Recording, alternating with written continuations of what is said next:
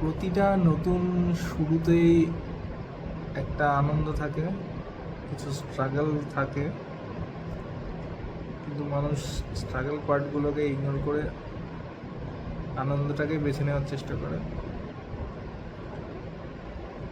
সেই নতুন শুরুর গল্পটা অন্যদিন হবে।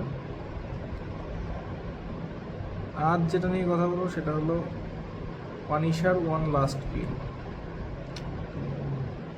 মার্ভেল থেকে একটা ওয়ান শট এপিসোড হিসেবে এটা বের করেছে, কিন্তু খুব একটা দরকার ছিল বলে আমার মনে হয় না।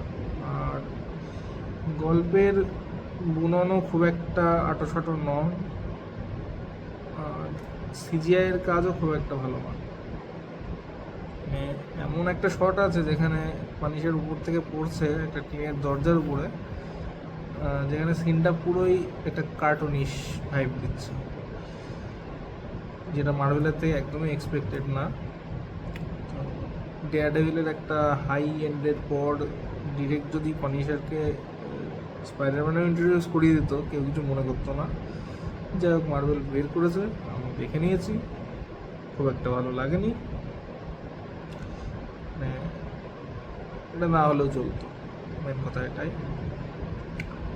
ওভারঅল রেটিং দেবো 6.5/10। আর ওয়েট করবো স্পাইডারম্যানে যাতে পানিশারকে একটু ভালো স্পেস দেয়। Hope for the best. আর নতুন শুরুর গল্প পড়ে অন্য একদিন হবে।